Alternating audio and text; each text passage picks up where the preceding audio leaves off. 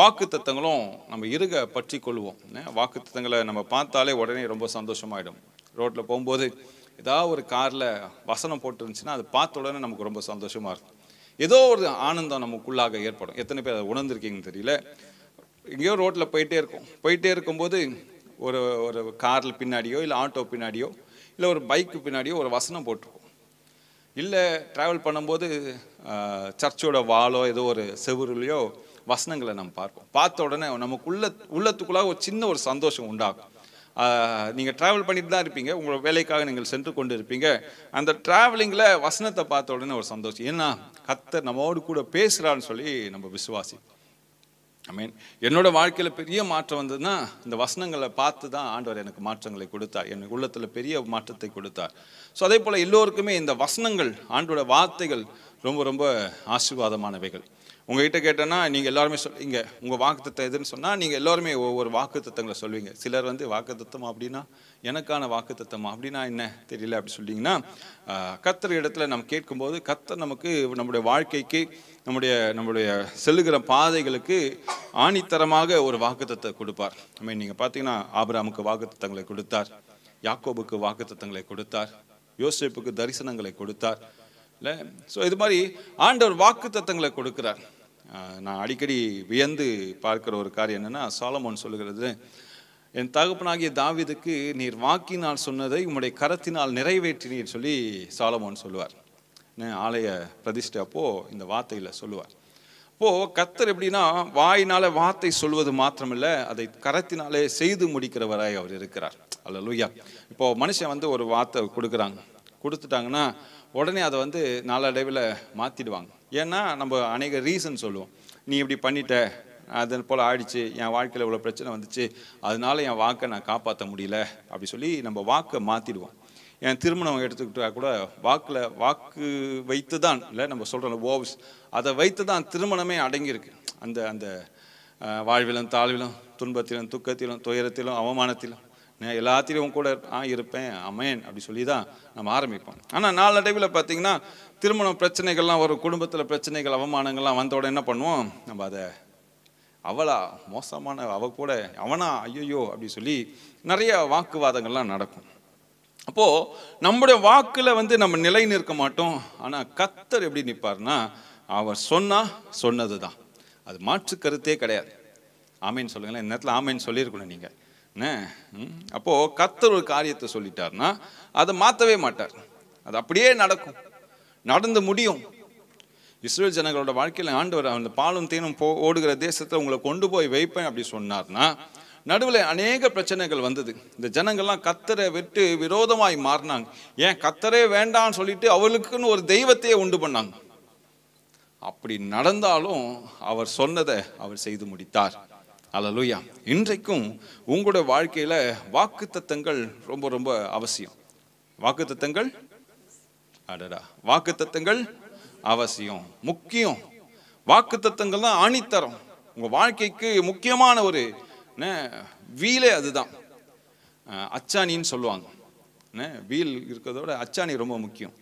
எதுக்குன்னா இந்த வீல் வந்து மாட்டு வண்டியிலேருந்து விலகி போகாதபடி அந்த ஆணியை சொருகிருக்காங்க பார்த்தீங்களா, அந்த ஆணி தான் என்ன பண்ணணும்னா அந்த வீலை வந்து அதே இடத்துல வைத்து முன்னேறி செல்வதற்கு உதவி செய்யும். இப்போது அந்த அச்சாணி வந்து விலகிடுச்சுன்னா இந்த வீல் பாதி வழியில் கலண்டி ஓடிடும், வண்டி அவ்வளோதான் கவுந்துடும். இப்போது இந்த ஆணி தான் வந்து பார்த்தீங்கன்னா விசுவாசம். நம்ம வாழ்க்கையை ஓடுவதற்கான முக்கியமான காரணம் என்னன்னா இந்த விசுவாசம். இந்த விசுவாசத்தை வைத்து தான், இந்த வாக்குத்தத்தங்கள் மேலே இருக்கிற அந்த விசுவாசத்தை வைத்து தான் நம்ம வாழ்க்கை ஓடும். சரி, இப்போ வாக்குத்தத்த ஆராதனைகள் நம்ம கூட இப்போ ஆகஸ்ட் 1ஆம் தேதி எல்லாருமே வாக்குத்தத்தம் அப்படி சொல்லி இப்போ எல்லாமே ரொம்ப ட்ரெண்டிங்கில் போயிட்டு இருக்க ஒரு காரியம். நம்ம இப்போ சர்ச்சுக்கு போகலனா கூட இந்தந்த பாஸ்டர் என்ன வாக்குத்தத்தம் கொடுத்துருக்காங்கன்னு சொல்லிட்டு யூடியூப்ல நம்ம தேடி பார்த்துருவோம். சபைக்கு போனாலும் இப்போ யூடியூப்ல நிறைய வாக்குத்தத்தங்கள்லாம் இருக்கு, நம்ம ஃபோன்லேயே கையிலேயே பார்த்துடலாம். ஸோ நம்ம இப்போ திருப்பி எங்கே வரோம்னா வாக்குத்தத்தங்களை தேடி அலைகிறோம். சிலர்லாம் வந்து பார்த்தீங்கன்னா இந்த வாக்குத்தத்தங்களுக்காக சண்டே சர்ச்சுக்கு போகிறவங்க இருக்காங்க. இல்லை ஸ்பெஷலி மந்த்லி ஒன்ஸ், ஓகே எல்லா வாரமும் எங்கள் 4 வாரம் போக முடியாது, அதனால் 1ஆம் தேதி மாத்திரம் நாங்கள் போய் இந்த வாக்குத்தத்தங்களை பெற்றுக்கொண்டு இந்த மாதம் ஃபுல்லாக ஓட்டிடுவோம். வாரம் போகலனா கூட இந்த மாதம் ஃபுல்லாக வண்டி இப்படி ஓடிடும் அப்படி சொல்லி யோசிப்போம். சிலர் வந்து வருஷ கணக்கில் பிளான் பண்ணுவாங்க. நியூ இயர் அன்னைக்கு மட்டும்தான் சர்ச்சுக்கு போவாங்க. நீங்கள் பார்த்தீங்கன்னா ஒரு சின்ன சபையாக இருக்கும். ஆனால் நியூ இயர் ஆராதனை மட்டும் ஒரு பெரிய மண்டபத்திலையோ இல்லை பெரிய இடத்துலையோ நடத்துவாங்க. ஏன் நடத்துகிறாங்கன்னா அன்றைக்கி கூட்டம் அதிகமாக வரும். சர்ச்சுக்கு வராதவன்லாம் அன்றைக்கி வருவான். அதனால ஒரு பெரிய இடத்துல நடத்தினா ஓகே கூட்டம் அதிகமாக வரும், நல்லாரும் உட்காந்து இந்த நைட் ப்ரேயரை நம்ம ஜாலியாக ஆண்டோட சமூகத்தில் செலவு செய்யலாம் அப்படி சொல்லி நம்ம எல்லோரும் ஒன்றாக கூடுவோம். ஸோ பேசிக்காக அங்கே பார்த்தீங்கன்னா இந்த வாக்குத்தத்தங்களை தேடி அலைகிறாங்க. சிலராச்சும் நியூ இயர் அன்னைக்கு வருவாங்க. இன்னும் சில பேர் இருக்காங்க அப்படின்னா அவங்களோட கவுண்ட் பண்ணிடலாம், அவங்க என்னைக்கெல்லாம் வந்தாங்க சொல்லிட்டு. Christmas, New Year, Easter, sorry resurrection day, நானே மாற்றிட்டேன், ரிசரக்ஷன் டே, குட் ஃப்ரைடே, இப்படி இந்த நாளில் மட்டும்தான் அவங்க வந்து என்ன ஃபெஸ்டிவல் கிறிஸ்டியன் சொல்லுவாங்க. ஸோ இன்னும் அடுத்த கட்டத்துக்கு போனால் இந்த ஃபெஸ்டிவல் கிறிஸ்டியனாக இருந்தவன் இப்போ இன்னும் கொஞ்சம் பக்தியாக மாறுவான். எப்படின்னா அவனுக்கு கல்யாணம் பண்ணணும். கல்யாணம் பண்ணும்போது என்னென்னா சர்ச்சுக்கு வந்தால் தான் பாஸ்டர் கல்யாணம் பண்ணி வைப்பார். உடனே அப்பா அம்மா சொல்லுவாங்க, டேய் ஒழுங்கா வாடா சர்ச்சுக்கு வந்து தலையை காமி, அப்போ தான் பாஸ்டர் ஒத்துப்பார். சரி என்ன பண்ணுவார், அவர் கல்யாணத்துக்காக சர்ச்சுக்கு வருவார். இப்போ சர்ச்சுக்கு வந்தாச்சு, பொண்ணு ஃபிக்ஸ் ஆகிடுச்சு. ஃபிக்ஸ் ஆன பிறகு இப்போது அந்த இது கொடுப்பாங்க இல்லையா, அறிக்கை கொடுப்பாங்க, கல்யாணத்துக்கான அறிக்கை 3 வாரம் கொடுப்பாங்க. ஸோ அது என்ன சொல்லுவாங்க, அப்பா அம்மா நீ ஒழுங்காக வரலன்னா ஒழுங்காக கல்யாணத்தை செய்ய மாட்டார் பாஸ்டர், அதனால் நீ என்ன பண்ண, ஒழுங்காக வா, 3 வாரம் தொடர்ந்து வா, கல்யாணத்துக்கு முன்னாடி 3 வாரம் தொடர்ந்து வா, அப்போ தான் எனக்கு கல்யாணம் நல்லா நடக்கும். சரி அதுக்காக வரோம். கல்யாணம் நடந்து முடிஞ்சிடும், அதுதான். அதுக்கப்புறம் குட் பை. இப்போ திருப்பி அவர் சர்ச்சுக்கு வர்றார். எப்போ வருவார்னா குழந்தை பிறந்தனும், குழந்தைக்கு பேர் வைக்கணும். ஸோ அதுக்காக அவர் சர்ச்சுக்கு வர்றார். அதுக்கப்புறம் அவள் தான் தொடர்ச்சியாக லீவு தான். ஸோ இன்னும் கொஞ்சம் பக்திமானம் இருந்தால் அந்த ஃபெஸ்டிவல் கிறிஸ்டின் அப்படியே கடைப்பிடிப்பாங்க. இதெல்லாம் நடந்து போயிட்டே இருக்கும். கடைசியில் ஒன்று வரும், அவர் சர்ச்சுக்கு வருவார். எப்படி வருவார்னா அவருக்கே தெரியாது, 4 பேர் தூக்கிட்டு வருவாங்க. தூக்கிட்டு வந்து வச்சு 4 பேர் தூக்கிட்டு போயிடுவாங்க. ஸோ நம்ம என்ன பண்ணுறோம்னா நம்ம வாழ்க்கையில் ஏதோ தேவைக்காக கர்த்தரை தேடி தேடி தேடி தேடி போயிட்டே இருக்கிறோம். கர்த்தர் செய்வாருன்னு சொல்லி நம்பிக்கை இல்லைன்னா கூட என்னன்னா ஏதோ கடமைக்காக சிலர் செய்கிறோம். ஆனால் சிலர் எப்படின்னா வாக்கு தத்தங்களை இறுக பற்றி கொள்ளுகிற கிறிஸ்துவலாய் நாம் இருக்கிறோம். நான் ஏற்கனவே சொன்னல, எங்கேயோ வண்டியிலையோ செவுத்துலையோ ஏதோ ஒரு இடத்துல கர்த்தருடைய வார்த்தையை பார்த்த உடனே நமக்குள்ள ஒரு சந்தோஷம், பெரிய சோர்வில் நம்ம போயிட்டு இருப்போம். போயிட்டு இருக்கும்போது எங்கேயோ ஒரு வார்த்தை நம்ம பார்ப்போம். அந்த வார்த்தையை பார்த்த உடனே நமக்கு உள்ளத்துக்குள்ளாக விசுவாசம் பெருகும். உடைஞ்சு போயிருப்போம், என்னை பலப்படுத்துகிற கிறிஸ்துவினாலே எல்லாம் ஆகும் சொல்லி பார்த்துட்டனாலே நமக்கு ஒரு பலன் வந்துடும். என் சமூகம் உனக்கு முன்பாக செல்லும். சிம்பிள் வேர்டு தான். என் சமூகம் உனக்கு முன்பாக. நிறைய ஆட்டோவில் இருக்கும், நிறைய காரில் இருக்கும். என் சமூகம் உனக்கு முன்பாக செல்லும். இந்த வார்த்தைகள்லாம் பார்த்தோம் நமக்குள்ளாக பெரிய ஆனந்தம் வந்துடும். ஆனால் இந்த வார்த்தைகள் வந்து நம்ம இருதயத்தில் காத்து கொள்ளும் போது தான் இந்த வார்த்தைகள் வந்து செயல்பாடுகளில் நடக்க ஆரம்பிக்கும். எப்பவுமே மாத்திரை உள்ளே போட்டு கையில் வச்சுருந்தா மாத்திரை வந்து வேலை செய்யாது. கையில் ஓகே கையில் வச்சுருக்கேன், மாத்திரை டைட்டாக பிடிச்சிக்கிட்டேன் அப்படின்னு சொன்னால் மாத்திரை கிரியை செய்ய, தலைவலி போகாது. என்ன பண்ணால் அந்த மாத்திரையை உள்ளே போட்டு முழுங்கணும். முழுங்கி அது நம்ம உள்ள சரீரத்துக்குள்ளாக சென்றால் தான் அந்த மாத்திரை வந்து வேலை செய்ய ஆரம்பிக்கும். அதே போல தான் விசுவாசன்றது பைபிளில் மட்டும் விசுவாசம் வச்சு கையில் வச்சுட்டு இருந்தோன்னா அது வேலை செய்யாது. இப்போ என்ன பண்ணால் விசுவாசத்தை இருதயத்துக்குள்ளாக காத்துக்கொள்ளணும். இருதயத்துக்குள்ளாக நம்ம விசுவாசிக்கும் போது தான் அது நிறைவேறும். எபிரேயர் 11ஆம் அதிகாரம் 1ஆம் வசனம், விசுவாசமானது நம்பப்படுகிறவைகளின் உறுதியும் காணப்படாதவைகளின் நிச்சயமாய் இருக்கிறது. ஆமென். இந்த இடத்துல ரொம்ப அழகா இருக்கு. இந்த விசுவாசம் எப்படிப்பட்டதுன்னா, நான் உள்ள போகணும்னு சொன்னல. ஸோ அந்த வார்த்தை உள்ள போனா எப்படின்னா, விசுவாசமானது மறுபடியும் வாசிங்க, விசுவாசமானது நம்பப்படுகிறவைகளின் உறுதியும் காணப்படாதவைகளின் நிச்சயமுமாய் இருக்கிறது. ஸோ விசுவாசம் எப்படின்னா, நம்புறோம். சில காரியங்களை நம்ம பார்த்து நம்புறோம், ஆனால் சில காரியங்கள் நம்ம பார்க்கவே மாட்டோம். அதை நம்பி பெற்றுக்கொள்வது தான் விசுவாசம்.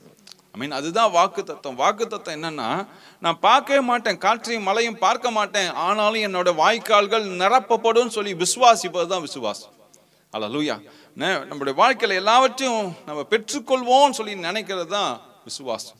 நம்முடைய தேவைகளை கர்த்தர் சந்திப்பார்னு சொல்வது தான் விசுவாசம். நான் பலவீனம் தான், ஆனால் என்னை பலப்படுத்துகிற கிறிஸ்துவினால எல்லாம் கூடும், எல்லாம் ஆகும் சொல்றது தான் விசுவாசம்.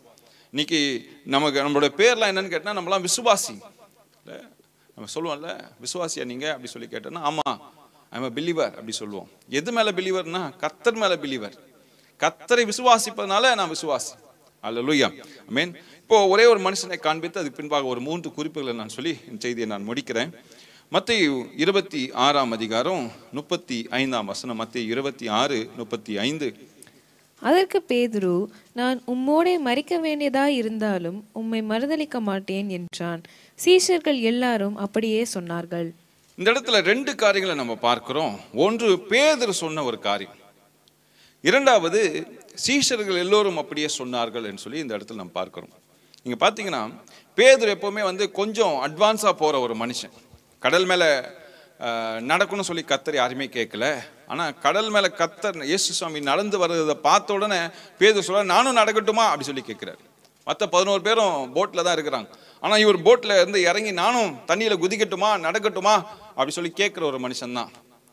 இங்க கர்த்தர் இயேசு சுவாமி சொல்லும் போது, உம்மோடு மரிக்க வேண்டியதா இருந்தாலும் உம்மை நான் மறுதலிக்க மாட்டேன். ஆண்டவர் கேட்கவே இல்லை. கேட்காம இவர் அட்ரஸ் பண்றாரு. அதோடு கூட இவர் சொன்ன உடனே ஐயோ இயேசு தப்பா நினைச்சிருவான்னு சொல்லிட்டு சீஷர்கள் எல்லோரும் பேதுரு சொன்ன உடனே ஆமான் சாமி போடுறாங்க. இன்னைக்கு கூட நிறைய இடத்துல நம்ம இப்போ கூட நான் ஆமேன்னு சொன்னா ஆமேன்னு சொல்லுவீங்க. நீங்க எதுக்கு ஆமேன்னு சொன்னா தெரியாது. ஆமேன்னு சொல்லுங்களேன் அப்படி சொன்னா ஆமேன்னு சொல்லிடுவீங்க. எதுக்கு ஆமேன்னு சொன்னா தெரியல, ஏதோ சொன்னீங்க நான் சொல்லிட்டேன். இதே கேட்டகரியில தான் சீஷர்கள் எல்லோரும் வராங்க. பேதுரு சொல்லியாச்சு அதனால சொல்றாங்க. நீங்க கொஞ்சம் அவுட் ஆஃப் த பைபிள் நம்ம யோசிச்சு அந்த சூழ்நிலையில் என்ன நடந்திருக்குன்னா, பேதுரு தண்ணீர் மேலே நடக்கும்போது கொஞ்சம் யோசிச்சு பார்த்தோன்னா, மற்ற 11 பேரும் யோசிச்சிருப்பான், அடடா நம்மளும் இறங்கி இருக்கலாமே அப்படி சொல்லி யோசிச்சிருப்பான். ஆனால் பேதுரு தண்ணியில் முழுங்கின உடனே யோசிச்சிருப்பான், அடாடா நல்ல வேலை நான் இறங்கலை, நான் தப்பிச்சிட்டேன், இல்லைன்னா எனக்கு இதே அவமானம் நடந்திருக்கும், நானும் அசிங்கப்பட்டிருப்பேன். நிறைய சூழ்நிலை நம்ம இப்படி தான் யோசிப்போம். ஒருத்தன் செஞ்சுட்டான், நானும் செஞ்சிருக்கலாமே, அவன் அவமானப்பட்ட உடனே நம்ம சொல்லுவோம், அடடா நான் தப்பிச்சிட்டேன்ப்பா. இது யாரும் வெளியே சொல்ல மாட்டோம், ஆனால் மனசுக்குள்ள நம்ம யோசிக்க ஆரம்பிச்சிடும். யோசித்து சொல்லுவோம், நல்ல வேலை கர்த்தர் தான் காப்பாத்தினார். இப்படியே சொல்லுவோம், கர்த்தர் தான் என்னை காப்பாத்தினார் பிரதர். அப்போ காலை தூக்கி வைக்கலான்னு இருந்துச்சு, அதுக்குள்ள சரன்னு ஒரு வண்டி போச்சா, வச்சிருந்தா அடிச்சு தூக்கிட்டு இருப்பான், கர்த்தர் தான் காப்பாத்தினார். ஆனால் அந்த சைடு ரோட்ல ஒருத்தன் கிராஸ் பண்ணி போயிருப்பான். ஆனால் பிரச்சனைன்னு வந்த உடனே நம்ம சொல்லுவோம், கர்த்தர் தான் காப்பாத்தினார். நம்ம எல்லாமே சாதகமாக மாற்றுவோம் இல்லை? ஆனால் இங்கே முக்கியமான கண்டென்ட் என்னன்னா, பேதுரு நடக்க ஆரம்பிச்சாச்சு. நடக்க ஆரம்பித்த பிறகு பேதுரு போயிட்டே இருக்க சூழ்நிலையில் இப்போ கொஞ்சம் தூரம் போயாச்சு, தண்ணியில் மூழ்க ஆரம்பிக்கிறார். மூழ்க ஆரம்பித்தோடனே ஆண்டவரே அப்படி சொல்லி கேட்ட உடனே ஏசாமி பேதுரோட கையை பிடிச்சி தூக்கியாச்சு. தூக்கி நிற்க வச்சுட்டு சொல்றாரு, அற்ப விசுவாசியே ஏன் சந்தேகப்பட்டாய்ன்னு சொல்லி கேட்கிறார். இப்போதான் மற்றவங்களாம் சொல்லியிருப்பான், நல்ல வேலை நான் தப்பிச்சிட்டேன், இல்லைன்னா கர்த்தர் யாரை பிடிக்கிறதுன்னு தெரியல என்னை விட்டுருந்தாருனா. ஒருத்தன் முழுங்கினா பரவாயில்ல, 2 கையில் இருக்கு, ஒருத்தனை பிடிக்கலாம், 2 பேரை பிடிச்சிருக்கலாம். 11 பேரை நம்ம 12 பேர் உள்ள இறங்கினா கர்த்தர் யாரை பிடிச்சிருப்பா, நான் உள்ள போயிட்டு இருப்பேனா, நல்ல வேலை தப்பிச்சிட்டேன் அப்படி சொல்லி யோசிக்கிற ஆட்களும் உண்டு. இல்லை பேதுருவை குறை சொல்ற ஆட்கள், அடப்பாவி ஏண்டா சந்தேகப்பட்ட அப்படி சொல்ற ஆட்களும் உண்டு. பலவிதமான ஆட்கள் நம்மளை சுத்தியே இருப்பாங்க. ஆனா இங்க ஹைலைட் என்னன்னா, பேதுரு கொஞ்சம் அட்வான்ஸா போற ஆள். நீங்க பாத்தீங்கன்னா அதே அதிகாரம் 26:71 வாசிங்களேன். அவன் வாசல் மண்டபத்திற்கு போன பொழுது வேறொருத்தி அவனை கண்டு, இவனும் நசரேயனாகிய இயேசுவோடே கூட இருந்தான் என்று அங்கே இருந்தவர்களுக்கு சொன்னார். 72. அவனோ, இந்த மனுஷனை நான் அறியேன் என்று ஆணையிட்டு மறுபடியும் மறுதலித்தான். இங்க பாருங்க, இன்னொரு சுவாரஸ்யமான ஒரு காரியம். இப்போ 35 பேதுரு சொல்றாரு, உமோடு மரிக்க வேண்டி இருந்தாலும் உம்மை மறுதலிக்க மாட்டேன் என்றான். இப்போ 71ஆம் வசனம், அதே அதிகாரம் 71ஆம் வசனம் 72ஆம் வசனம், அந்த மனுஷனை நான் அறியேன் என்று ஆணையிட்டு மறுபடியும் மறுதலித்தான். 35 மறுதலிக்க மாட்டேன், 72 அந்த மனுஷன் யாருன்னே தெரியாது, சத்தியமா தெரியாது. அதுக்குள்ள லைஃப் சேஞ்ச் ஆயிடுச்சு. வாக்குத்தத்தம் மறைஞ்சு போச்சு, சொன்ன வார்த்தை மாறி போச்சு, கொடுத்த வாக்கு காணாமல் போச்சு, காத்தோட போயிடுச்சு. ஆனால் கர்த்தர் எப்பவுமே எப்படின்னா, சொன்னதை வாயினால் சொன்னதை தம்முடைய கரத்தினால் நிறைவேற்றி முடிப்பவர் தான் கர்த்தர். உங்க உள்ளத்துல இந்த வேலையில பல யோசனைகள் இருக்கலாம், பல பிரச்சனைகள் ஓடிக்கொண்டே இருக்கலாம். நான் இந்த செய்தியை கேட்டுட்டு இருக்கும் போதே பல காரியங்கள், பல சூழ்நிலைகள் உங்க மண்டையில் அப்படியே ஓடிட்டே இருக்கும், ரொட்டேட் ஆகிட்டே இருக்கும். இப்போ நான் பேசிட்டே இருக்கேன், இப்போ ஒரு 1/2 hour செய்தி கொடுக்குறேன்னு வச்சுங்களேன். இந்த 1/2 hour செய்தியும் நீங்கள் உண்மையாக கேட்டிங்கன்னா இல்லை, நிச்சயமாக கிடையாது. இதில் ஒரு 10 நிமிஷம் ஓகே, இல்லை கொஞ்ச நேரத்தில் என்னடா மொக்க போட்டுருக்கலாம் அப்படி சொல்லி யோசிக்கிற ஆட்களும் இருக்கலாம். மனசில் இப்போ ஆமாண்டா கண்டுபிடிச்சிட்டானேன்னு சொல்கிற ஆட்களும் இப்போ இருக்கலாம். ஸோ இந்த 1/2 hour நீங்கள் கனெக்டடாக இருப்பீங்கன்னா கிடையவே கிடையாது. ஆனால் இந்த 1/2 hourல ஏதோ ஒரு இடத்துல நீங்கள் கனெக்ட் ஆவீங்க.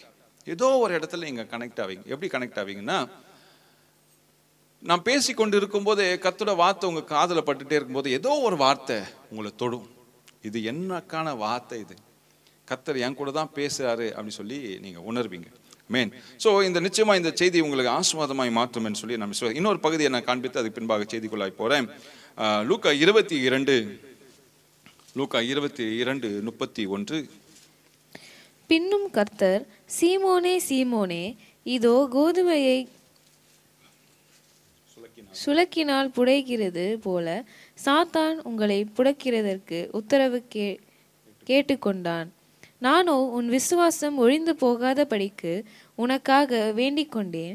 நீ குணப்பட்ட பின்பு உன் சகோதரரை ஸ்திரப்படுத்து என்றார். அப்போ இந்த இடத்துல நீங்க பாத்தீங்கன்னா பேதுருவை கர்த்தர் இயேசு சுவாமி வந்து கொஞ்சம் ஹைலைட் பண்ணி இந்த இடத்துல காண்பிக்கிறார். முதல்ல பேதுரு கூட எல்லாம் சொன்னாங்க, ஆமா பேதுரு சொன்ன பின்பு நாங்களும் மறுதலிக்க மாட்டோம்னு சொல்றாங்க.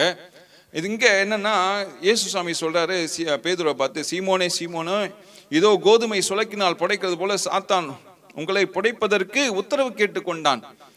இப்போ இயேசு சாமி சொல்றாரு, நானோ உன் விசுவாசம் ஒளிந்து போகாதபடி உனக்காக வேண்டிக் கொண்டேன்.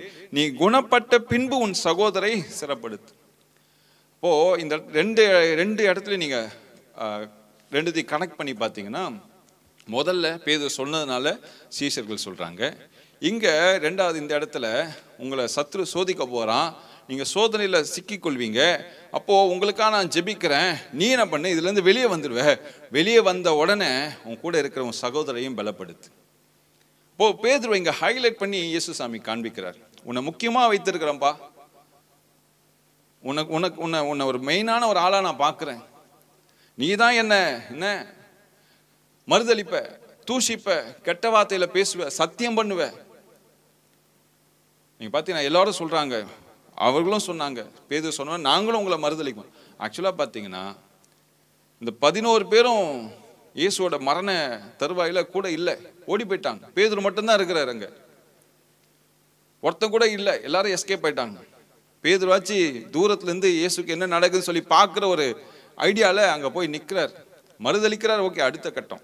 அப்போ பேதுருவை இங்க ஆண்டவர் ஹைலைட் பண்ணது என்னன்னா, பேதுரு ஒரு முக்கியமான நபரை ஆண்டவர் பார்க்கிறார். இந்த வார்த்தை கூட இன்னைக்கு உங்க காதல விழுதுன்னா, கர்த்தர் உங்க குடும்பத்துல இன்னைக்கு உங்களை முக்கியமான ஆளா கருதி இருக்கிறார். அல்லேலூயா. உங்க முழு ஃபேமிலியிலும் ஆண்டவர் உங்களுடைய குடும்பத்தையும் உங்களையும் முக்கியமான ஆளாய் வைத்திருக்கிறார். நீங்க தான் என்ன பண்ணணும்னா, உங்களோடு கூட இருக்கிற உங்களோட பிரதர்ஸா இருந்தாலும் சரி, சிஸ்டர்ஸா இருந்தாலும் சரி, பெற்றோர்களா இருந்தாலும் சரி, நீங்க என்ன பண்ண போறீங்கன்னா, நீங்க பலப்படுவீங்க, நிச்சயமாய் பலப்படுவீங்க. ஏனென்றால் கர்த்தருடைய கிருபை நம்ம மேல இருக்கிறது. நம்ம எல்லோரும் சேர்ந்து என்னன்னா ஒருத்தரை பலப்படுத்தணும். எதுல பலப்படுத்தணும்னு சொல்லி கேட்டீங்கன்னா, அதுதான் விசுவாசம். இயேசு சாமி சொல்றாரு, சாத்தான் உங்களை சுலக்கினால் புடைக்கும். சுலக்குன்னா முறம் வைத்துக் கொள்ளுங்களேன். இந்த முறம் எதுக்குன்னா, ஒவ்வொரு முறையும் அரிசியை நம்ம புடைக்கும் போது, கோதுமையை புடைக்கும் போது தூசி துரும்புலாம் வெளியே வரும். மரத்தில் போட்டு நீங்கள் நிறைய இப்போ இருக்க ஜென்ரேஷன்லாம் பார்த்துக்க மாட்டாங்க, பழைய ஆட்களுக்கு நல்லா தெரியும். அரிசியை போட்டு மரத்தில் போட்டு எடுப்பாங்க. எடுக்கும்போதுலாம் தூசி தனியாக வெளியே வரும். இப்போது சத்ரு என்ன பண்ணுறான்னா, தூசி எடுக்க முடியாது அவன் வேலை செய்யல, உங்களோட விசுவாசம் ஒளிந்து போக முடியாது சத்ரு கிரியை செய்கிறான். சத்ரு எதுக்கு உங்களை சோதிக்கிறான்? மரத்தில் இந்த அரிசியை போட்டு புடைக்கும் போது பார்த்தீங்கன்னா அரிசி மேலே போய் தம்முன்னு கீழே விழும். லைஃப் அப்படியே என்ன ராக் அண்ட் ரோல் மாதிரி ஆகிடும், ரோலா கோஸ்டர் மாதிரி ஆகிடும். சர்றன் ஏறும் இறங்கும், அப்படியே போராடிட்டு இருப்போம். ஸோ இந்த போராடுற சூழ்நிலையில் நம்ம கிட்டேருந்து வெளியே என்ன தெரியுமா வரணும்? கெட்டதை மட்டும்தான் நம்ம வெளியே விடணும், வெளியே விசுவாசத்தை விட்டுறக்கூடாது. ஆனால் சத்ரு எதுக்கு நம்மளை சோதிக்கிறான்னா, விசுவாசம் வெளியே வரணும்னு சொல்லி அவன் சோதிக்கிறான்.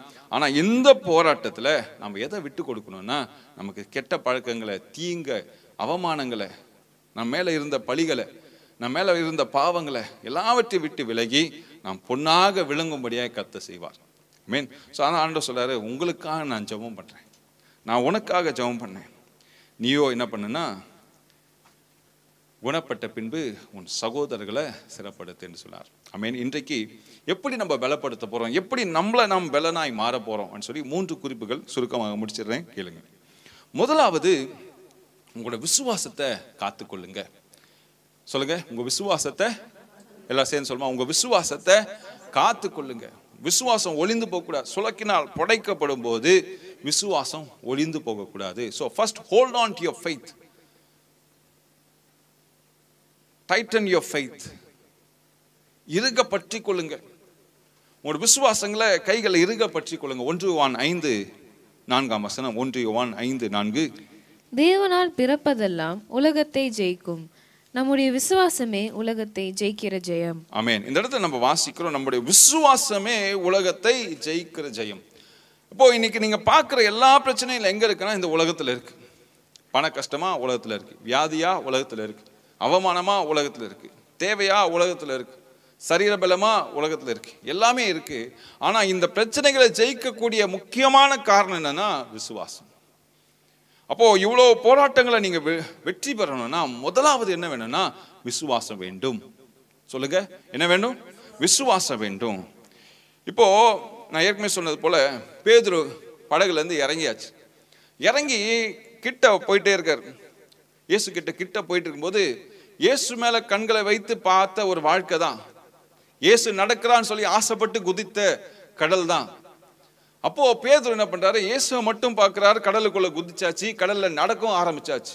பல ஆண்டுகளாக பேதுரு போட்ல சென்று தான் கடல்ல நீந்தி இக்கரைக்கோ அக்கறைக்கோ பிரயாணப்பட்டது. எல்லாமே மீன் பிடிப்பதற்காகவோ தன்னுடைய தேவைகளுக்காகவோ எல்லா முறையும் போட்டை யூஸ் பண்ணி தான் கடல் மேல டிராவல் பண்ணது. ஆனா இப்போ பேதுருவால நம்ப முடியல. என்னன்னா தன்னுடைய கால்கள் தண்ணீருக்கு மேல அங்க நிற்பதை பேதுருவால நம்ப முடியல. பேதுரு நடந்துட்டே இருக்காரு. நடந்துட்டே இருக்கும்போது தான் சத்ரு சுளக்கினால் புடைக்க ஆரம்பிக்கிறான். என்ன சொல்றான்னா, பாரு இவ்வளோ பெரிய காத்து அடிக்குது, புயல் அடிக்குது, பயங்கரமா காத்து தள்ளுது, நீ எப்படி நடப்ப அப்படின்னு சொல்லி சத்ரு பேச ஆரம்பிச்ச உடனே பேதுருடைய கண்கள்ல இயேசு மேல இருந்து கண்கள் விலகி காற்றையும் கடலையும் பார்த்த உடனே பேதுரு உள்ள போக ஆரம்பிக்கிறார்.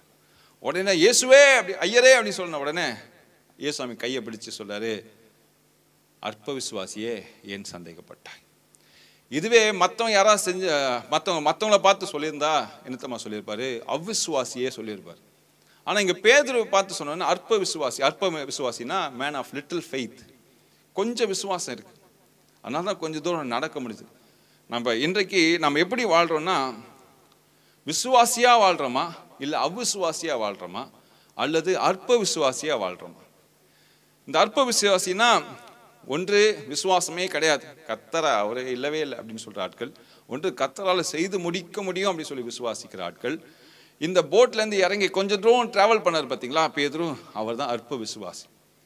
இன்னைக்கு நீங்க விசுவாசம் இல்லாத மனுஷனா இருக்கிறத விட இந்த அற்ப விசுவாசி கொஞ்சமாச்சு காரியங்களை பெற்றுக்கொள்ள முடியும், நன்மையாய் மாற்றிக்கொள்ள முடியும். ஏன் சொல்றேன்னா, போட்ல இருந்தவங்க போட்ல தான் இருக்கிறாங்க, ஆனா கர்த்தர் மேல விசுவாசம் வச்சு நடந்தவன் தான் இன்னைக்கு பேசப்படுகிறார். கடல் மேல நடந்தவர்கள் யாருன்னு சொல்லி கேட்டா முதலாவது இயேசு கிறிஸ்து, இரண்டாவது பேதுரு தான். நடக்கிறத பார்த்தவங்க யாருன்னு சொன்னாதான் மற்ற 11 பேர் ஒரு லிஸ்ட்ல வருவாங்க. இப்போ நீல் ஆம்ஸ்ட்ராங் கூட இன்னொரு மனுஷனும் போறாரு. 2 பேரும் ஒரே இதுல தான் போய் சந்திரன்ல காலை வைக்கிறாங்க. ஆனா நமக்கு தெரிந்ததெல்லாம் நீல் ஆம்ஸ்ட்ராங் மட்டும்தான். கூட போன மனுஷன் பேர் தெரியாது. ஆக்சுவலி 2 பேர் போனாங்க, இன்னொரு மனுஷன் பேர் தெரியவே தெரியாது. போய் கூகுள் பண்ணி பார்த்தா தான் அந்த பேர், எனக்கும் தெரியாது. ஆனா இன்னொரு பேர் வாசிச்சிருக்கு, ஆனா நினைவில் இல்லை. ஆனா நீல் ஆம்ஸ்ட்ராங் நினைவில் இருக்கார், நினைவிலையும் இருக்கார். ஸோ நம்ம என்ன பண்றோம்னா, நம்மளோட வாழ்க்கையில பல காரியங்களை நம்ம யார் முதல்ல செய்யறாங்களோ அவங்க ஹைலைட்டா மாறிடுவாங்க. இப்போ பேதுரு முதல்ல செய்தார், அதனால இன்னைக்கு பேசப்படுகிறார். ஸோ அப்போ நம்ம என்ன பண்ணோம்னா, கர்த்தர் மேல விசுவாசம் வைத்து முன்னாடி செல்லணும். எல்லா சூழ்நிலையும் கர்த்தர் மேல விசுவாசத்தை வைத்து நம்ம முன்னாடி செல்லும் போதுதான் பல காரியங்களை நாம் பெற்றுக்கொள்ள முடியும். ஹல்லேலூயா, ஆமென். அதுக்கு பின்பாக நீங்க பாத்தீங்கன்னா, பேதுரு உள்ள போயாச்சு, அற்ப விசுவாசியை ஏன் சந்தேகப்பட்டான்னு சொல்லி பேதுரோட கையை பிடிச்சி தூக்கியாச்சு. நீங்க நல்லா வாஸ்து பார்த்தீங்கன்னா நீங்க கண்டுபிடிப்பீங்க, இருவரும் நடந்து திருப்பி போட்ல ஏறுறாங்க. ஏன்னா பேதுரு கிராஸ் பண்ண தூரம் கொஞ்சம் தூரம், இயேசு இருக்கிற ஒரு இடம், நடுவில் முழுகிட்டாரு. இயேசு பிடிச்சிட்டாரு. பிடிச்சிட்டு இப்போ இயேசுக்கும் பேதுருக்கும் நடுவில் பார்த்தா இடைவெளி இருக்கு, போட்டுக்கும் இடைவெளி இருக்கு. இவங்க 2 பேருமே நடந்து வந்து இயேசுசாமி பேதுரோட கயத்தை பிடித்து நடந்து வந்து போட்டில் ஏறின பிறகுதான் நீங்க பார்த்தீங்கன்னா வசனம் சொல்லும், அவர் படகில் ஏறின உடனே காற்றும் கடலும் அமிழ்ந்ததுன்னு சொல்லி நீங்க பாருங்க.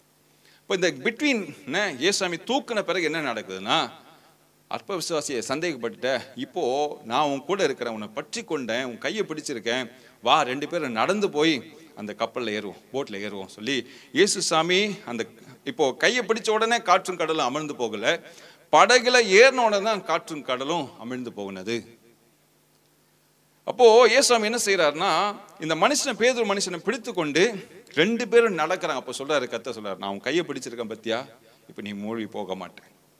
இன்றைக்கு கூட உங்க பிரச்சனையில போராட்டத்துல நீங்க விசுவாசிங்க, இந்த பிரச்சனை நான் மூழ்கி போக மாட்டேன், ஏனென்றால் நான் ஆராதிக்கிற வல்லமையுள்ள தேவன் என்னோட கரத்தை பிடிச்சிருக்கான்னு சொல்லி நீங்க விசுவாசிங்கன்னா, இந்த போராட்டத்தின் மத்தியில, இந்த யுத்தத்தின் மத்தியில நீங்கள் நடந்து உங்களுடைய டெஸ்டினேஷனுக்கு போய் சேருவீங்க. ஹல்லேலூயா. சோ எந்த பிரச்சனைகள் வந்தாலும் சரி, hold on to your faith. கர்த்தரை விசுவாசிங்க, அவர் செய்வார்னு விசுவாசிங்க. விசுவாசிக்கும் போது இந்த வாக்குத்தத்தங்கள் உங்க வாழ்க்கையில வெளிச்சமாய் மாறும். ஆமென். இரண்டாவது, pray for your promises. உங்களுடைய வாக்குத்தத்தங்களுக்காக ஜெபியுங்க. எத்தனை பேர் ஜெபிச்சிருக்கீங்க? ஆண்டவர் வாக்குத்தத்தங்களை கொடுத்திருக்காரு. பிரதர் வாக்குத்தத்தம் கொடுத்துட்டாரு, கையில வச்சிருக்கோம். ஒவ்வொரு முறையும் அட்டையா கொடுத்துருக்காங்க சர்ச்சில், எங்க வீட்டில் மாட்டி வச்சிருக்கோம், செவுத்துல மாட்டி வச்சிருக்கோம். அது செவுத்துல மாட்டினீங்கன்னா மாட்டினதாக தான் இருக்கும், அது கிரியை செய்யாது. அப்போ எப்போ கிரியை செய்யினா அந்த வார்த்தையை பிடித்து கொள்ளணும். ரெண்டாவது, அதுக்காய் நாம் ஜெபிக்க வேண்டும். 2 ராஜாக்கள் 20ஆம் அதிகாரம் 1ஆம் வசனம். அந்நாட்களில் எசேக்கியா வியாதிப்பட்டு மரணத்துக்கு ஏதுவாயிருந்தான். அப்பொழுது ஆமோத்சின் குமாரனாகிய ஏசாயா என்னும் தீர்க்கதரிசி அவனிடத்தில் வந்து அவனை நோக்கி, நீர் உமது வீட்டு காரியத்தை ஒழுங்குபடுத்தும், நீர் பிழைக்க மாட்டீர், மரித்து போவீர் என்று கர்த்தர் சொல்லுகிறார் என்றான். ஆமென். 4ஆம் வசனம். ஏசாயா பாதி முற்றத்தை விட்டு அப்புறம் போகிறதற்கு முன்னே கர்த்தருடைய வார்த்தை அவனுக்கு உண்டாகி அவர் சொன்னது, நீ திரும்பி போய் என் ஜனத்தின் அதிபதியாகிய எசேக்கியாவை நோக்கி, உன் தகப்பனாகிய தாவீதின் தேவனாய் இருக்கிற கர்த்தர் சொல்லுகிறது என்னவென்றால், உன் விண்ணப்பத்தை கேட்டேன், உன் கண்ணீரை கண்டேன், இதோ நான் உன்னை குணமாக்குவேன், 3ஆம் நாளிலே நீ கர்த்தருடைய ஆலயத்துக்கு போவாய். 8ஆம் வசனம். எசேக்கியா ஏசாயாவை நோக்கி, கர்த்தர் என்னை குணமாக்குவதற்கும் 3ஆம் நாளிலே நான் கர்த்தருடைய ஆலயத்துக்கு போவதற்கும் அடையாளம் என்ன என்றான். இந்த இடத்துல நிறைய பெரிய பேசேஜ், இது நான் சுருக்கமாய் சொல்லி கடந்து செல்லுகிறேன். இந்த இடத்துல ஒரு பெரிய வார்த்தை வருது, என்னன்னா நீ மரித்து போவாய் என்று சொல்லி இந்த இடத்துல வார்த்தை வருது. வார்த்தை வந்த உடனே எசேக்கியா இந்த மனுஷன் என்ன பண்றாருன்னா, கர்த்தர் இடத்துல முறையிடுகிறார், கர்த்தர் இடத்துல வேண்டுறார். ஆண்டவரே, என்னோட நாட்களை முடித்து விடாதீங்க, எனக்கு இன்னும் கொஞ்சம் நீடித்த ஆயுசு நாட்களை கொடுங்க, நான் இன்னும் கொஞ்ச நாள் வாழணும் அப்படி சொன்ன உடனே கர்த்தரோட வார்த்தை மறுபடியும் ஆகி வருது. இப்போ நல்லா கவனிங்க, உங்களுடைய பிரச்சனைகள் மத்தியில நீங்கள் ஜெபிக்கும் போது கர்த்தர் அதற்கான பதிலை கொடுக்கிறார். நீங்க ஜெபிக்கும் போதெல்லாம் கர்த்தர் உங்களுக்கு வாக்குத்தத்தங்களை கொடுக்கிறார், அதை நிறைவேற்றியும் காண்பிக்கிறார், அடையாளத்தையும் காண்பிக்கிறார். முழு பேசேஜ் நீங்க வாசிச்சு பார்த்தீங்கன்னா பெரிய அற்புதம் நடக்கும். நேரத்தை ஆண்டவர் மாற்றி அமைப்பார், காலங்களை மாற்றி அமைப்பார். எதற்குன்னா, உங்களுடைய வாழ்க்கையில எப்படிப்பட்ட தேவைகள் மத்தியில் இருந்தாலும் சரி, நீங்க விசுவாசிப்பதற்கான வழிகளை ஆண்டவர் உண்டு பண்ணி தருவார். சில நேரத்துல விசுவாசிப்பது கடினம் தான், ஆனால் நீங்கள் ஜெபிக்கும் போது உங்கள் உள்ளத்துக்குள்ளாக அதை விசுவாசிப்பதற்கான பலனை ஆண்டவர் தருவார். எல்லாருமே பெரிய விசுவாசியா கேட்டா கிடையவே கிடையாது. கர்த்தர் எங்களுக்கு கட்டளை கொடுத்ததுன்னா சபைகளை ஸ்தாபிக்கணும் சொல்லி ஆண்டவர் கட்டளை கொடுத்தாரு எனக்கு. அப்போ நான் ஆரம்பிக்கும் போது வெறுங்கையா ஆரம்பிச்சோம். இன்னைக்கு பாத்தீங்கன்னா மகிமையா 5 சபை 6வது சபை கட்டிட்டு இருக்கோம். யோசிச்சு பாருங்க, அன்னைக்கு நான் யோசிக்கும் போது இன்னும் ஒண்ணுமே முடியாது, எப்படி முடியும் சபை ஸ்தாபிப்பதெல்லாம் எவ்வளவு கஷ்டம் தெரியுமா? ஆனா இன்றைக்கு ஆல்மோஸ்ட் 6வது சபையில நாங்க நிக்கிறோம். எப்படி இவ்வளவு தூரம் வந்தோம் தெரியாது, ஆனா சின்ன ஒரு விசுவாசம், அதுக்காக ஜெபிக்க ஆரம்பிச்சோம். ஆண்டவரே, நீங்கள் கொடுப்பேன்னு சொன்னீங்களே, கொடுங்க ஆண்டவரே, கொடுங்க ஆண்டவரே, கொடுங்க ஆண்டவரே, கேட்டுட்டே இருக்கும். ஆண்டவர் செய்துட்டே வருகிறார். ஒவ்வொரு முறையும் ஆண்டவர் அற்புதம் செய்துட்டே வர்றார். ஜெபிக்கும் போது அற்புதம் நடக்குது, காரியங்கள் நகருது. கொஞ்சம் ஸ்லோவா சில நேரத்துல நடக்கும், சில காரியங்கள் ரொம்ப துரிதமாய் நடக்கும், சில காரியங்கள் ரொம்ப வேகமா நடக்கும். ஆனா நீங்க ஜெபிக்கும் போது கர்த்தர் சில காரியங்களை உங்க வாழ்க்கையில செய்து கொண்டே இருப்பார். அல்லேலூயா. அதுக்கான பலனை நமக்கு தருவார். இந்த மனுஷன் ஜெபிக்கிறான். ஜெபிச்ச உடனே அவனை விசுவாசிப்பதற்கான ஆதாரத்தை ஆண்டவர் கொடுக்கிறார். அந்த ஆதாரம் கொடுத்த உடனே காலங்கள் மாறுது, சூழ்நிலைகள் மாறுது, கர்த்தர் மேல இன்னும் நம்பிக்கை பெருகுது. கர்த்தர் இன்றைக்கு உங்களுக்கு பெரிய ஒரு அற்புதத்தை செய்ய வல்லமை உள்ள தேவனாய் இருக்கிறார். சில நேரத்துல உங்களை விசுவாசிப்பதற்கான ஆதாரங்கள் உங்ககிட்ட இல்லாமல் இருக்கலாம். ஒன்னே ஒரு சிம்பிள் எக்ஸாம்பிள் சொல்றேன். உங்க வாழ்க்கையில நடந்த பின்னாக நடந்த அற்புதங்களை யோசித்து பாருங்க. பல முறை நீங்களே மைக்கு பிடிச்சு சாட்சி சொல்லியிருப்பீங்க. கர்த்தர் இப்படிலாம் அற்புதம் செஞ்சார், இதெல்லாம் செஞ்சார், அப்படி செஞ்சார். நம்ம சொல்ல கர்த்தர் தான் என்னை காப்பாத்தினார். முதல்ல சொன்னல அதே போல கர்த்தர் தான் காப்பாத்தினான்னு சொல்லி இதுக்கு முன்பாக நீங்க நிறைய முறை சாட்சி சொல்லியிருக்கீங்க, அற்புதங்களை சொல்லியிருக்கீங்க, அடையாளங்களை சொல்லியிருக்கீங்க. இப்போ ஒரு பிரச்சனையில இருக்கீங்க. அன்றைக்கு செய்த தேவன் இன்றைக்கு செய்ய மாட்டாரா? இதே ராஜா இடத்துல போய் கேட்டீங்கன்னா அவர் சொல்லுவாரு, கர்த்தர் அற்புதம் செய்யலையாப்பா? செஞ்சாரு, அதனாலதான் நான் ஜெபிச்சேன். என்ன செஞ்சாரு? ஒரே ஒரு தூதன் 1,85,000 பேரை கொன்று போட்டான். அதை என் கண்ணால நான் பார்த்தேன். அப்போ 1,85,000 பேரை கர்த்தர் இந்த மனுஷனோட வாழ்க்கையில இருந்து விலக்கினது போல இப்போ இந்த மனுஷனோட வாழ்க்கையில இன்னும் செய்வதற்கு பெரிய ஒரு மாற்றம் இல்லை. ஆனா இவன் ஜெபித்தான், அற்புதத்தை பெற்றுக்கொண்டான். இன்றைக்கு கூட உங்க வாழ்க்கையில பெரிய அற்புதங்கள் தடையா இருக்குதுன்னா ஜஸ்ட் லுக் பேக். உங்களுடைய வாழ்க்கையை திரும்பி பாருங்க. உங்க வாழ்க்கையில் நடந்த காரியங்களை பாருங்க. அவமானத்துல இருக்கீங்களா? இதே அவமானம் உங்க வாழ்க்கையில நடந்திருக்கும். கொஞ்சம் திரும்பி பாருங்க. கர்த்தர் அப்போ எப்படி உங்களை விடுதலை செய்தாரோ இன்றைக்கும் அதே தேவன் உயிரோடு இருக்கிறார். இன்றைக்கும் உங்களை விடுதலை ஆப்பது நிச்சயம். முதல்ல என்ன சொன்னேன்? உங்களோட விசுவாசத்தை காத்து கொள்ளுங்க. ரெண்டாவது, உங்கள் விசுவாசத்துக்காக ஜெபிங்க. ஆண்டவரே எனக்கு விசுவாசம் பெருகணும் ஆண்டவரே. மூன்றாவது, கொஞ்சம் கஷ்டம், சூழ்நிலைகள் சாதகமா இல்லைன்னாலும் விசுவாசிப்போம். விசுவாசத்தை ஹோல்ட் பண்ணியாச்சு, பிடிச்சுக்கிட்டேன், ஜெபிக்கவும் செய்யறேன், ஆனா எனக்கு எதுவுமே நடக்க மாட்டேங்குது. எப்படி நான் விசுவாசிப்பது? விசுவாசிங்க. இப்போ ஒரு சின்ன ஒரு எக்ஸாம்பிள் நான் சொல்றேன், எல்லாரும் செய்து பார்ப்போம். என்ன ஜஸ்ட் செய்யுங்க. நான் சொல்லும்போது நீங்களும் செய்யுங்க. வீட்டில் இருந்தேனாலும் நீங்க செய்யுங்க. எல்லாரும் 2 கையை பாருங்க, இப்படி பாருங்க, 2 கையை. நான் சொல்றது மட்டும் செய்யலாம், காதுல மட்டும் வாங்குங்க. நான் சொல்றது மட்டும் நீங்க செய்துட்டே இருக்கு. சரியா? 2 கையை பாருங்க.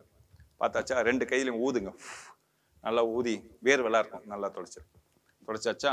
இப்போ ஊதியாச்சு, தொலைச்சாச்சு. யாரும் என்ன பார்க்க வேண்டாம், நான் சொல்றது மட்டும் உங்க மைண்ட்ல வாங்கணும். சரியா? ஊதியாச்சு, பார்த்தாச்சு. இப்போ கையை இப்படி வைங்க, இப்படி வைங்க. வச்சாச்சு. இப்போ 2 விரல மட்டும் இப்படி நீட்டு, 2 விரல. இப்போ நான் சொல்றதை மட்டும் தான் நீங்க கேட்கணும், என்ன பார்க்க வேண்டாம். இந்த 2 விரலுக்கு நடுவில் அப்படியே பாருங்க, உற்று பாருங்க, நல்லா உற்று பாருங்க. உற்று பார்க்கும்போது நான் சொல்றதை மட்டும் உங்க மனசுல கேளுங்க. இப்போ நீங்க என்ன பண்றீங்க? இப்படி 2 விரல பாக்குறீங்க, நடுவில் பாக்குறீங்க. நான் என்ன பண்றேன்னா இந்த 2 விரலுக்கு நடுவுலையும் ஒரு நூலை போட்டு சுத்துறேன், டைட்டா சுத்துறேன். இந்த 2 விரலும் ஒன்னா சேரும்படியாக நான் டைட்டா சுத்திட்டே இருக்கேன், டைட் பண்ணிட்டே இருக்கேன், ரொம்ப டைட் பண்ணி அந்த விரலை ஒன்னா சேர்க்கிறேன். விரல ஒன்னா சேர்ந்தா பாருங்க, கொஞ்சம் கொஞ்சமா கிட்ட வந்துட்டே இருக்கு. இன்னும் டைட் பண்றேன். நிறைய பேருக்கு சேர்ந்துடுச்சுல. இப்ப என்ன நடந்துச்சு? நான் டைட் பண்ணல, நூல் சுத்தல, ஆனா உங்க விரல் ஒன்னா சேர்ந்துடுச்சு. எப்படி சேர்ந்துடுச்சு? உங்க மைண்ட்ல கேக்குறீங்க, நான் சொல்றேன், நீங்க பாக்குறீங்க, விரல் ஒன்னா சேருது. அப்போ உங்க மைண்ட்ல நீங்க யோசிக்கிற காரியம் உங்க விரல் செய்ய ஆரம்பிக்குது. இதுதான் விசுவாசம். வாயினால் நம்ம அறிக்கையிடும் போது வார்த்தைகளை ஆண்டவர் கனப்படுத்துகிறார். வாயின் வார்த்தைகளை ஆண்டவர் கனப்படுத்துகிறார். சொல்ற காரியங்களை ஆண்டவர் அப்படி ஆம் என்றும் ஆமேன் என்றும் ஆண்டவர் கொடுக்க வல்லமை உள்ள தேவனா இருக்கிறார். இன்றைக்கு உங்க இருதயத்துல, உங்க சிந்தனையில விசுவாசிக்க ஆரம்பிங்க. கர்த்தர் செய்வார், செய்து முடிப்பார். அப்படி விசுவாசிங்க. ஆட்டோமேட்டிக்கா நடந்துகிட்டே இருக்கும், காரியங்கள் நகர ஆரம்பிக்கும். செய்ய மாட்டான்னு நினைச்சா நடக்கவே நடக்காது. சோ ஆண்டவர் சொல்றதை விசுவாசிக்க ஆரம்பிங்க. சரி, இன்னொரு எக்ஸாம்பிள் கூட நான் சொல்றேன் உங்களுக்கு. என்ன, இப்போ எல்லாரும் என்ன பாருங்க, நான் சொல்றது மனசுக்குள்ள மட்டும் சொல்லுங்க. சரியா?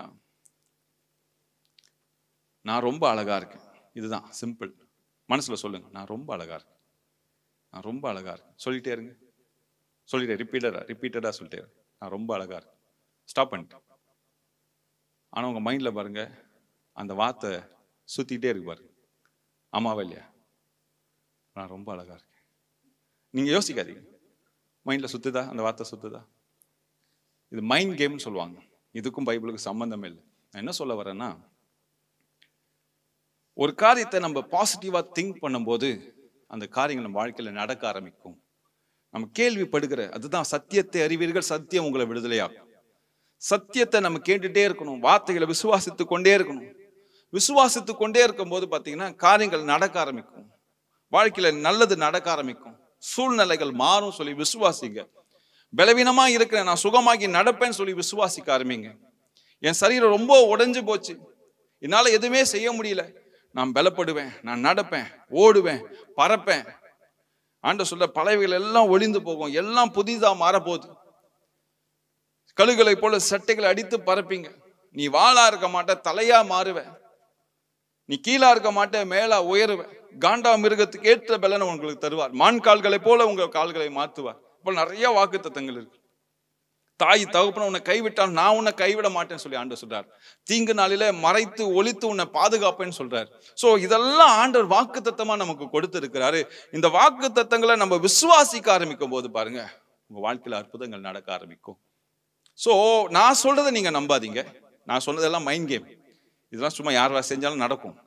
என்ன நான் எதுக்கு உங்களுக்கு செஞ்சேன்னா, அவங்க மைண்ட்ல ரிஃப்ரெஷ் பண்ணதுக்காக தான் நான் சொன்னேன். யார் சொன்னாலும் நடக்கும். இன்னொரு காமெடிக்கும் சொல்றேன், என்ன வச்சு பாருங்க. நீங்க எதுவுமே பண்ணலனாலும் சும்மா ஆட்டோமேட்டிக்காக ஒட்டிக்கும், அது வேற விஷயம். என்ன நீங்க சும்மா கூட ட்ரை பண்ணி பாருங்களேன், அது ஆட்டோமேட்டிக்காக வந்துடும். பட் ஆனால் இது என்னன்னா, நம்ம சிந்தையில சில காரியங்களை யோசிக்கும் போது ஆட்டோமேட்டிக்காக நடக்க ஆரம்பிக்கும், நடக்கும். கர்த்தர் செய்வார். நீங்க ஆட்டோமேட்டிக்காக நடக்குதோ இல்லையோ, கர்த்தர் மேல விசுவாசம் வச்சு செய்து பாருங்க, எல்லாமே காரியம் வாய்க்கப்படும், காரியங்கள் நகர ஆரம்பிக்கும். நீங்க ஏதோ ஒரு இடத்துல சிக்கிட்டு இருக்கலாம், கர்த்தரை விசுவாசிப்போம், கர்த்தர் செய்வார், கர்த்தர் செய்வார், கர்த்தர் செய்வார், கர்த்தர் நிச்சயமாய் செய்து முடிப்பார்.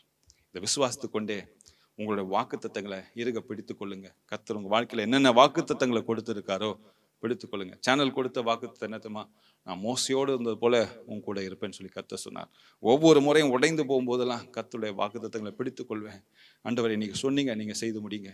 வாக்கினால் சொன்னதை கரத்தினால் செய்து முடிக்கிற தேவன் நீர், நீங்க நிச்சயமாய் செய்வீங்க சொல்லி நான் விசுவாசிக்கிறேன் ஆண்டவன் சொல்லும்போது அடுத்த கட்டத்துக்கு ஆண்டவர் நகர்த்தி செல்வார்.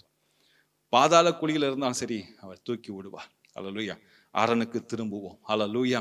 நீங்க எந்த சூழ்நிலையில இருந்தா சரி விசுவாசிக்க.